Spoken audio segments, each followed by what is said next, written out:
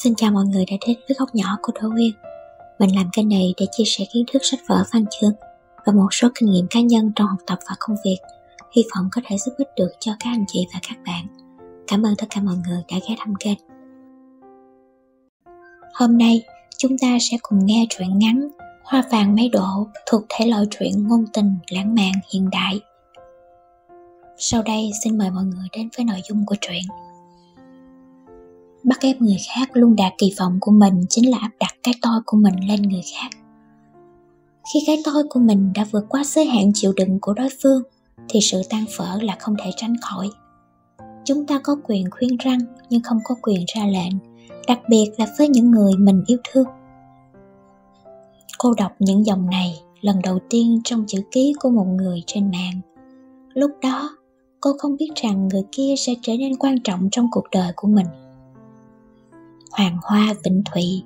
Mỗi lần nhắc đến tên người, cô có cảm giác đang lạc vào rừng mai vàng tỏa ngát hương thơm, và trước mắt hiện ra hình ảnh một cô gái với mái tóc dài buông xõa nhẹ bay.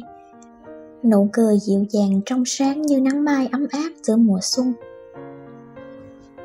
Cô và Thụy biết nhau bởi những bài viết ngẫu hứng của nàng trên một diễn đàn.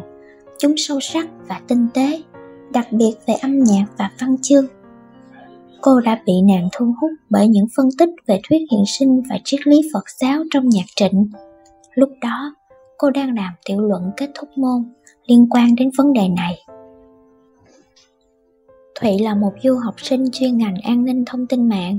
Sự khác biệt là một điều may mắn, vì nhờ Thụy, cô đã học được nhiều thứ mới mẻ trong đời thường dường như xa lạ. Và quan trọng nhất là tha thứ và khoan dung, không chỉ cho người khác mà còn cho chính mình. Thùy đã viết rằng, sự phản bội trong cuộc sống mà ta nhận lãnh, cho dù đến từ ai đều đau đớn như nhau. Càng tin tưởng thì vết thương càng sâu đậm. Nhưng chúng ta không nhận ra rằng, chôn chặt hận thù và bi thương chỉ làm ta trở nên giống họ. Nếu không muốn đáp trả, sao không buông bỏ cho tâm hồn thanh thản bình yên? Không phải xóa sạch, không phải quên hết, mà hãy xem đó như một giấc mơ, một chuyện chưa từng tồn tại trong đời thật, hoặc chỉ xem như một bộ phim mà ta đóng vai nhân vật chính. Những điều không quan trọng, sao phải để tâm đặt nặng? Hãy trả mọi thứ về vị trí ban đầu, vị trí xứng đáng mà chúng nên nhận lấy. Đoạn văn đó đã mở đầu cho tiểu luận về an lạc mà Thủy viết tặng cho cô sau khi nghe tâm sự. Cô không biết từ lúc nào mình đã mở lòng với một người chưa từng gặp mặt. Cô không phải kiểu người hòa đồng hay vui tính, cô chỉ là con mọt sách lạnh lùng trầm lặng đến quái dị. Mấy người bạn trong lớp bàn tán sau lưng rằng cô kiêu căng ngạo mạn vì không trò chuyện cùng ai. Nhưng cô biết hành xử sao đây khi không hứng thú những gì họ nói, họ làm, không thể hiểu những gì họ đang tham dự. Cô đã cố gắng thay đổi bản thân, cố gắng sống như một người bình thường, nhưng cuối cùng chỉ nhận lấy thất bại cùng thương hại, thậm chí là một sự phản bội từ người mà cô nghĩ mình thân thiết, một sự ăn cắp ý tưởng trơ trẽn và nhục nhã. Là cô quá ngu ngốc hay họ quá thông minh? Là cô không có mắt nhìn người hay lòng dạ kẻ kia vốn xấu xa tăm tối? Cô đã làm sai chuyện gì mà phải gánh chịu sự trừng phạt đó? Chẳng lẽ chỉ vì cô quá khác biệt? Những câu hỏi này luôn dằn vặt cô, nhưng giờ thì không còn nữa. Vì Thùy đã cho cô câu trả lời, tuy không trực tiếp nhưng giải quyết hết muộn phiền mệt mỏi. Một lần nữa, cô nghĩ mình có thể tin vào tình bạn của người con gái ở phương xa xôi kia, dù chỉ là trong thế giới ảo. Cô gái đó cũng giống như tên mình, là một đóa hoa mai vàng rực rỡ giữa mùa xuân, vĩnh viễn mang đến may mắn và điềm lành. Bọn cô trò chuyện rất nhiều về mọi thứ. Đầu tiên chỉ là chuyện sách vở, học hành, phim ảnh, âm nhạc và những điều cả hai cùng yêu thích. Sau đó, những câu chuyện đời thường hơn, thậm chí sáng nay ăn gì, tối mấy giờ ngủ, hay là uống viên thuốc, mua chậu hoa cũng kể cho nhau nghe. Cô từng nghĩ mình chẳng bao giờ tìm được một người bạn như vậy để chia sẻ ưu phiền. Khi cô là chính cô, trung thực với cảm xúc bản thân, không giả dối, không gượng gạo mang lên mình chiếc vỏ bọc hòa đồng vui vẻ. Cuộc sống này luôn có những điều kỳ diệu và mỗi người sẽ không mãi cô đơn. Thủy đã từng nói với cô như vậy. Thời gian trôi qua rất nhanh. Thủy sắp trở về sau chuyến du học. Cô từng hứa sẽ ra đón Thủy ở sân bay, nhưng mọi thứ không như dự định. Thủy về, vội vã và đột ngột. Cô chỉ nhận được một tin nhắn ngắn ngủi báo ngày giờ, không có mã chuyến bay và cách nhận dạng, cũng không thể liên lạc lại sau đó. Thủy chưa từng cho cô biết mặt, cũng chưa từng trò chuyện trực tiếp. Cách trao đổi luôn là những dòng chữ đơn điệu khô khan của tin nhắn. Cô từng hỏi Thủy vì sao, nàng chỉ nói là chưa đến lúc, cái gì cũng cần một chữ duyên, rồi để biểu tượng mặt cười và lãng sang chuyện khác. Nhưng ngày đó, cô vẫn quyết định ra sân bay. Chiều hôm ấy, trời mưa rả rích, mưa tháng 7 của vợ chồng Ngâu. Lúc cầm bảng tên đứng ngơ ngác giữa biển người, cô cũng không hy vọng quá nhiều. Nhưng cô vẫn muốn chờ đợi, muốn cá cược với sự may mắn một lần, dù quá khứ cô vẫn luôn thua cuộc. Chuyến bay đáp trễ gần 1 tiếng. Cô nhìn từng hành khách bước qua cho đến khi không còn ai nữa, cô sẽ không gặp được Thủy. Cô hiểu rõ, nhưng vẫn nấn ná lại sân bay cho đến khi nhận được tin nhắn. Thủy báo rằng nàng đã về đến nhà, rồi hỏi cô có ra đón không. Cô đã trả lời không. Cô không biết chính xác mình suy nghĩ những gì. Là xấu hổ vì hành động điên khùng, hay sợ Thủy cảm thấy có lỗi khi để cô chờ mà không thấy. Nhưng cho dù là cảm giác gì, cô cũng không hối hận cả hai việc mình đã làm, ra sân bay và giữ bí mật về kỷ niệm thời dài đó. Nhân là ngã ái, duyên là ngoại cảnh. Ngàn vạn sự việc trên đời đủ nhân duyên tất tạo thành nghiệp quả.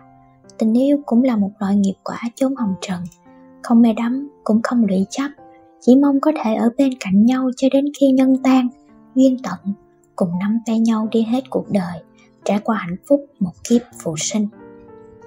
Lần đầu tiên, Thủy nói với cô về tình yêu được dẫn nhập bằng những đời văn lãng mạn ấy.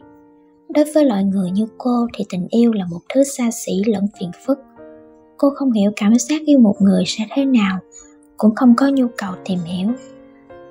Vì công việc và học tập đã chiếm trọn thời gian, nguyên nhân khác là không ai chịu nổi bản chất thật của cô. Lẻ bóng cả đời và chết trong cô độc. Ý tưởng đó xuất hiện trong đầu cô khá nhiều lần. Cảm giác cũng không tồi tệ lắm. Cô nghĩ mình có thể chấp nhận dễ dàng, thậm chí là nhẹ nhàng thanh thản. Sự sợ hãi của những người xung quanh hoàn toàn không ảnh hưởng đến cô. Thùy hỏi rằng, phải chăng cô sợ ràng buộc và trách nhiệm? Có lẽ, nhưng quan trọng là cô đã yêu bản thân mình quá nhiều để có thể yêu thương kẻ khác. Người yêu của cô sẽ rất khổ sở vì phải yêu luôn phần của cô, mà cuộc đời này đâu có ai bao dung đến vậy.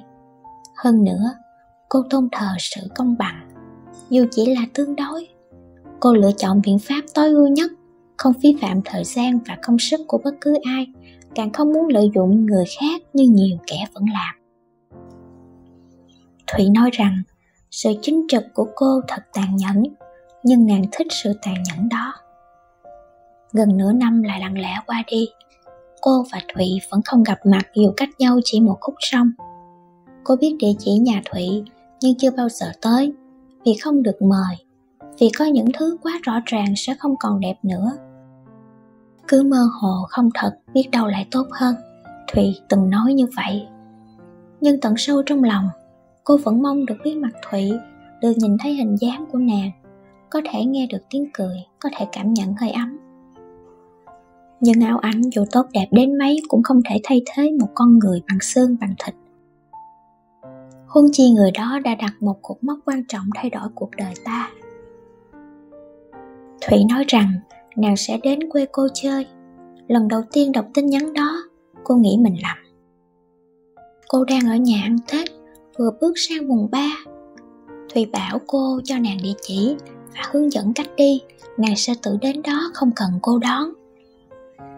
Suốt buổi sáng, cô đứng ngồi không yên. Thùy không phải kiểu tiểu thư kính cổng cao tường, nhưng đường xá xa xôi đất lạ quê người, thân gái dặm trường bất trắc nhiều thứ.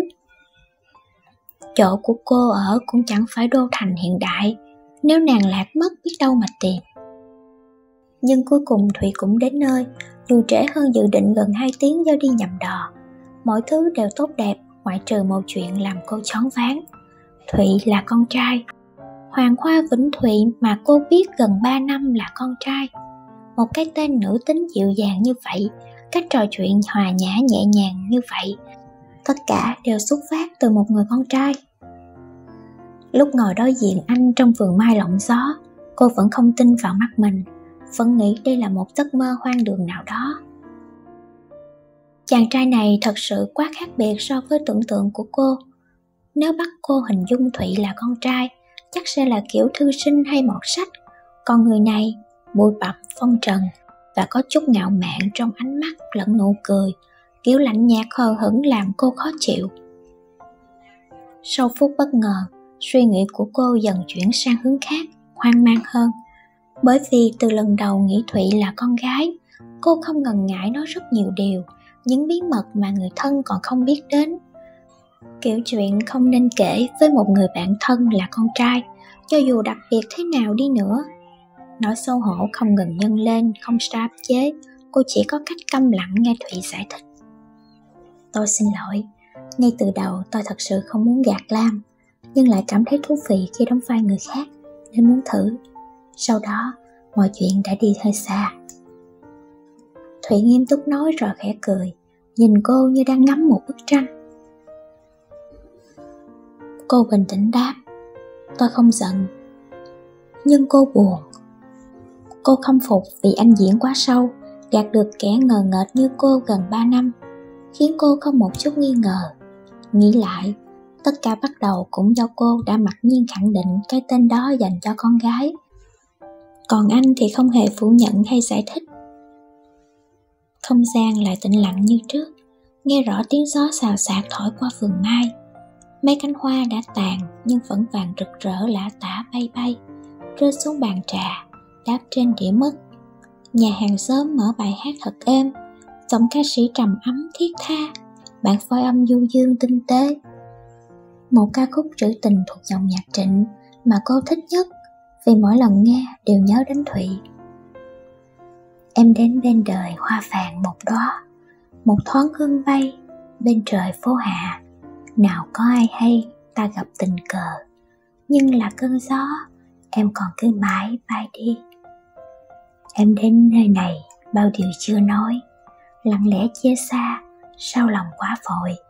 Một cõi bao la ta về ngậm ngùi, em cười đâu đó trong lòng phố xa đông vui.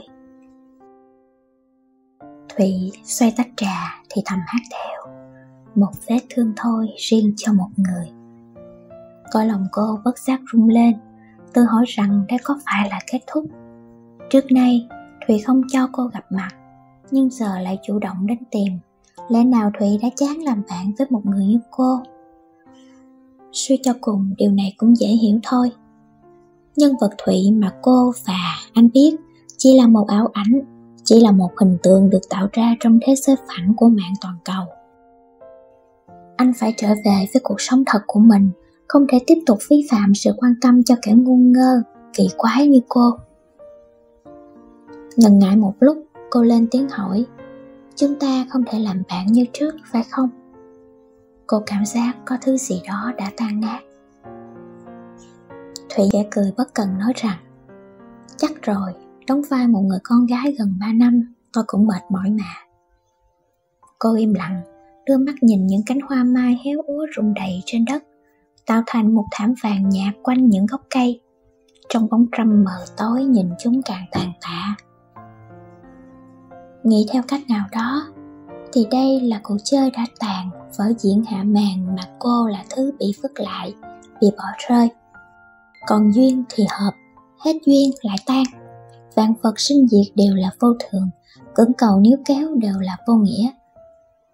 Cuộc đời luôn biến đổi khôn lường, chỉ còn cách nhẹ nhàng chấp nhận. Thụy đã từng dạy cô điều đó, mọi chuyện đều có ngày kết thúc. Cho dù Thụy là một cô gái cũng phải thành hôn, không thể ở bên cạnh cô cả đời. Nhưng cô thật sự luyến tiếc người bạn này và cả tình cảm chân thành suốt 3 năm hai người cùng vun đắp. Cô ngẩng mặt lên nhìn Thụy, mỉm cười bình thản đáp, tôi biết rồi.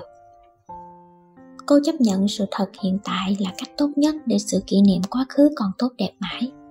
Thùy trầm ngâm nhìn cô một lúc rồi khẽ cười. Anh bước đến gần cô, đưa tay nhặt mấy cánh hoa mai vương trên tóc cô, nhẹ nhàng nói, Lam biết gì? Biết rằng tôi sẽ không xuất hiện trước mặt Lam nữa sao? Cô im lặng gật đầu. Thủy ngồi xuống bên cạnh cô, bắt cô nhìn vào mắt anh. Giọng nói của Thủy bình tĩnh và chậm rãi. Tôi yêu Lam, tôi yêu Nguyễn Hữu Lam. Cô trợn mắt, không thể tin vào tai mình. Thùy khẽ cười lại nói tiếp, Lam làm người yêu của tôi đi. Nếu Lam không thể yêu tôi sẽ yêu luôn phần của Lam. Tôi tin mình có đủ bao dung cho sự chính trực và tàn nhẫn đó. Câu chuyện đang trẻ sang hướng mà cô không thể tiếp thu nổi, nhưng nhìn nụ cười thản nhiên của Thụy, cô chợt nhận ra điều gì đó. Cô ngập ngừng hỏi, từ khi nào? Ý tôi là từ khi nào Thụy có suy nghĩ này? Cô cảm thấy lòng dạ nôn nao không yên, không phải kiểu thẹn thùng cảm động của một người đang được tỏ tình, mà là xấu hổ ngượng ngùng khi bị bắt quả tang làm những chuyện ngớ ngẩn. Thùy khẽ cười, tay lắc lắc cái điện thoại. Từ khi tôi nhìn thấy Lam ở sân bay, màn hình nền điện thoại của anh là ảnh của cô.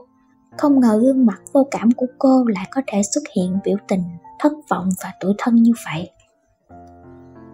Cô không biết nói gì nữa, có cảm giác lùng bùng lỗ tai. Thụy lại thong thả lên tiếng, tôi không gặp Lam lúc đó cũng bởi vì vẻ mặt này. Vì tôi sẽ không ngăn được bản thân ôm lấy Lam giữa chốn đông người. Vậy thì rắc rối và phiền phức lắm, đúng không? Lần này thì đầu óc cô đã trở thành một mớ hỗn độn, không xử lý nổi thông tin.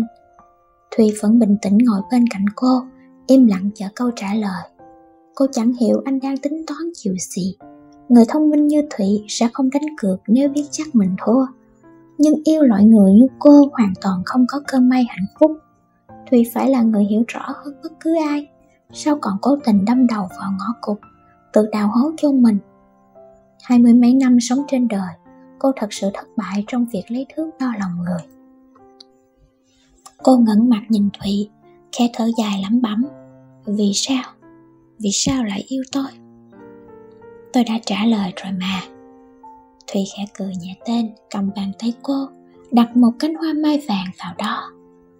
Bài viết về tình yêu ngày trước mang tên bản nhạc Trịnh Công Sơn mà cô yêu thích nhất, nhưng nội dung không buồn thảm như vậy. Vì sao anh yêu em? Nếu anh nêu được lý do, nguyên nhân ấy cũng vô thường như bao thứ khác. Nếu chúng mất đi tức chẳng còn yêu. Tình cảm ấy không thật. Nếu anh không nêu được lý do, tức chẳng biết vì sao tình yêu đến, cũng chẳng biết vì sao tình yêu đi. Tình cảm ấy cũng không thật. Anh đã trả lời rằng cuộc đời vô thường, không điều gì vĩnh hằng tồn tại. Em thay đổi, anh cũng sẽ đổi thay. Vì tình yêu cũng không là bất biến. Nhưng cho dù tất cả biến đổi thế nào thì tình yêu ấy sẽ chẳng thể mất đi. Cho nên đừng hỏi vì sao anh yêu em, vì mọi nguyên nhân không thường hằng vĩnh cửu. Sau đó, cô không nhớ mình đã trả lời Thủy thế nào, chỉ biết rằng cuộc đời hai người đã gắn chặt vào nhau.